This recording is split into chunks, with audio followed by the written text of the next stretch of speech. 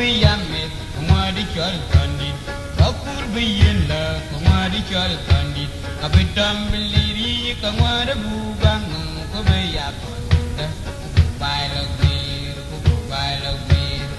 Akarin koding dirim yal utam Idu kelwel pandune jeng Aywa pandan tunji pandan kalafil pandan tunji pandan kalafil pandan Bajarian gedung kalafil buke genanyon Bukin ngawai jol durgatai Adiria datunji Baji damirka Baya waramirka Wataran kodeng dirim yal utam Idu kelwel pandune jeng Kiye medel bijau ngeng kelwel pandune jeng Kiye medel bijau ngeng kelwel pandune jeng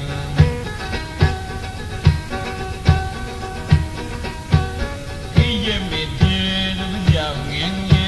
kelwel pandune jeng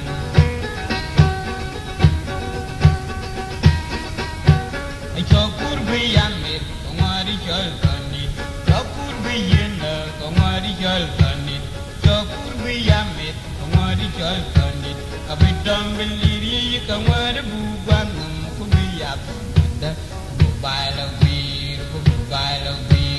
Wataran koding dilnyal utam Idu kelwel pandune jeng Aywa pandan tunji pandan kalafil pandan tunji pandan kalafil pandan Bajarian gedung kalafil buke genanyon Genengo bai chol durgatai Adiria datunji Bai kira mirka Bai warra